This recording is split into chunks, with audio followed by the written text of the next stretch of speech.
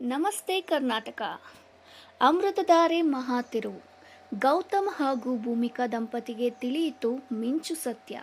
ಹೌದು, ಜಿ ಕನ್ನಡ ವಾಹಿನಿಯ ಜನಪ್ರಿಯ ಧಾರಾವಾಹಿ ಅಮೃತಧಾರೆ ಈಗ ಅತ್ಯಂತ ರೋಚಕ ಹಂತ ತಲುಪಿದೆ.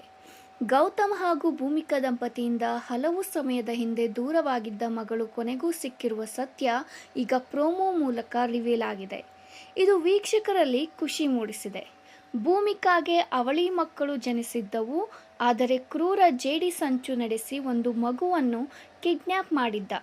ಇದಾದ ಹಲವು ಸಮಯದ ಬಳಿಕ ಗೌತಮ್ಗೆ ಮಿಂಚು ಎಂಬ ಮುದ್ದಾದ ಹುಡುಗಿ ಸಿಕ್ಕಿದ್ದಳು. ಆಕೆ ಅನಾಥೆ ಎಂದು ಭಾವಿಸಿ ಗೌತಮ್ ದತ್ತು ಪಡೆದು ಪ್ರೀತಿಯಿಂದ ಸಾಕಿದ್ದ.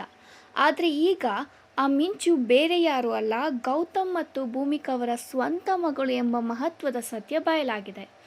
ಈ ಮಹಾಸತ್ಯವನ್ನು ಗೌತಮ್ ಕುಟುಂಬದ ಮುಂದೆ ತಂದು ನಿಲ್ಲಿಸುವುದು ಜಿ ಕನ್ನಡದ ಮತ್ತೊಂದು ಹೊಸ ಧಾರಾವಾಹಿ ಕರ್ಣ.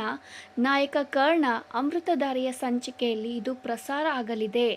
ಕರ್ಣ ಮೆಡಿಕಲ್ ರಿಪೋರ್ಟ್ಗಳನ್ನು ಹಿಡಿದು ಗೌತಮ್ ಮನೆಗೆ ಎಂಟ್ರಿ ಕೊಡುತ್ತಾನೆ. ಯಾರೋ ಈ ರಿಪೋರ್ಟನ್ನು ಸ್ಟ್ಯಾಪ್ ಅಂದರೆ ಅದಲು ಬದಲು ಮಾಡಿರೋ ಥರ ಇದೆ ಎಂದು ಅನುಮಾನ ವ್ಯಕ್ತಪಡಿಸುವ ಕರ್ಣ ಬಳಿಕ DNA ರಿಪೋರ್ಟ್ಗಳನ್ನು ಮ್ಯಾಚ್ ಮಾಡಿ ತೋರಿಸುತ್ತಾನೆ. ನನಗೆ ಮೊದಲೇ ಆ ಮಗು ನಿಮ್ಮ ಮಗುವೇ ಆಗಿರಬಹುದು ಅನ್ನೋ ಡೌಟ್ ಇತ್ತು.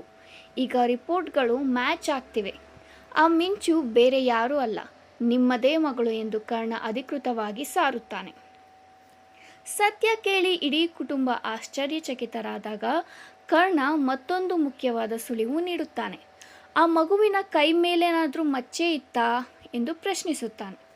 ತಕ್ಷಣವೇ ಭೂಮಿಕಾ ಹಾಗೂ ಗೌತಮ್ಗೆ ತಮ್ಮ ಮಗುವಿನ ಕೈ ಮೇಲಿದ್ದ ತ್ರಿಶೂಲದ ಆಕಾರದ ಮಚ್ಚೆ ನೆನಪಿಗೆ ಬರುತ್ತದೆ. ಇದರಿಂದಾಗಿ ಮಿಂಚು ತಾವೇ ಕಳೆದುಕೊಂಡ ಮಗಳು ಎಂಬ